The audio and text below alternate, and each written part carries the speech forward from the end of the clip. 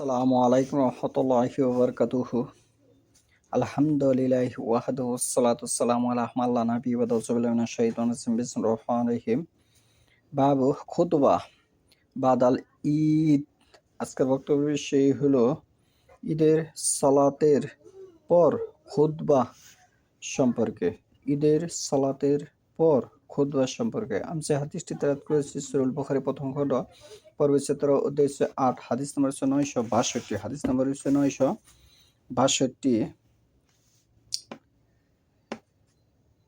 আন ইবনু আব্বাস কালা শাহিদতুল ঈদা মা'a রাসূলুল্লাহি সাল্লাল্লাহু আলাইহি ওয়াসাল্লাম ওয়া আবি বকর ওয়া উমর ওয়া উসমান রাদিয়াল্লাহু আনহুম ফাকুল্লুহুম কানু ইসাল্লুনা কাবলাল খুতবা।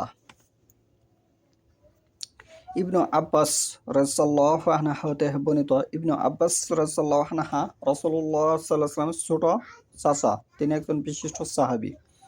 তিনি বলেন, আমি আল্লাহ রাসূল সাল্লাল্লাহু আলাইহি ওয়াসাল্লাম, আবু বকর রাদিয়াল্লাহু আনহু, উমর রাদিয়াল্লাহু আনহু এবং উসমান রাদিয়াল্লাহু আনহুর সঙ্গে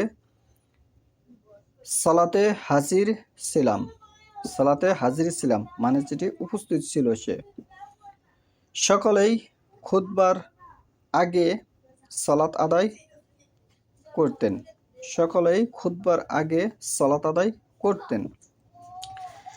সহিহ বুখারী শরীফের প্রথম খণ্ডের আরেকটি হাদিস হচ্ছে ৯৬৩ নম্বর হাদিস। আন ইবনু উমর কালা কানা রাসূলুল্লাহি সাল্লাল্লাহু আলাইহি ওয়াসাল্লাম ওয়া আবু বকর ওয়া উমর রাদিয়াল্লাহু আনহুমা ইসাল্লুনাল ঈদাইনি কাবলাল খুতবা। ইবনু উমর রাদিয়াল্লাহু আনহু হতে বর্ণিত, তিনি বলেন, নবী সাল্লাল্লাহু আলাইহি ওয়াসাল্লাম, আবু বকর এবং উমর রাদিয়াল্লাহু উভয় ঈদের সালাত খুতবার আগে আদায় করতেন। সহিহুল বুখারী শরীফের প্রথম খণ্ডে আরেকটি হাদিস ৯৬৪ নম্বর হাদিস।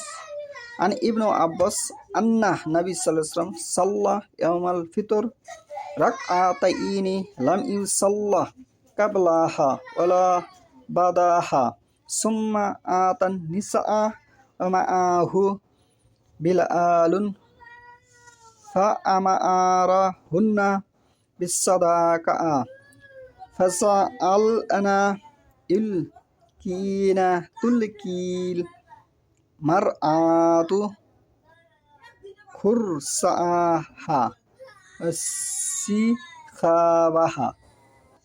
ইবনু আব্বাস রাদিয়াল্লাহু হতে বর্ণিত যে নবী সাল্লাল্লাহু আলাইহি ওয়াসাল্লাম ঈদুল ফিতরে ২ রাকাত সালাত আদায় করেন। এর পূর্বে ও পরে কোনো সালাত আদায় করেননি। অতঃপর বেলাল রাদিয়াল্লাহু আনহুকে সঙ্গে নিয়ে নারীদের নিকট এলেন এবং সাদাকা গ্রহণ দেওয়ার জন্য নির্দেশ দিলেন। তখন তারা দিতে লাগলেন। নারীদের কেউ দিলেন আংটি, আবার কেউ দিলেন গলার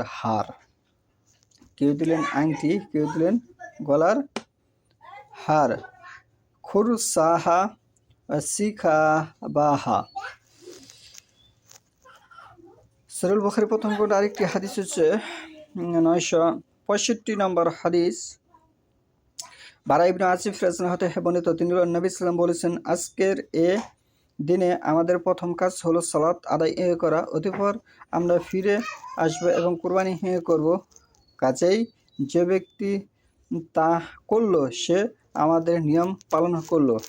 যে ব্যক্তি সালাতের পূর্বে কুরবানি করল তা শুধু গোশত বলে গণ্য হবে, যা সে পরিবার বর্গের জন্য পূর্বেই করে ফেলেছে।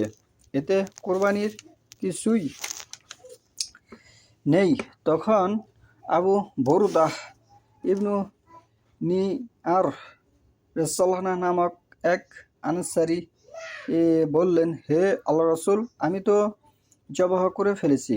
তখন আমার নিকট এখন আমার নিকট এমন একটি মহিষ শাবক আছে যা 1 বছর বয়সের মহিষের চেয়ে উৎকৃষ্ট। তিনি বললেন, সেটির স্থলে এটাকে জবাহ করে দাও, তবে তোমার পর অন্য কারোর জন্য তা যথেষ্ট হবে না।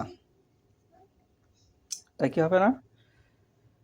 যথেষ্ট হবে না।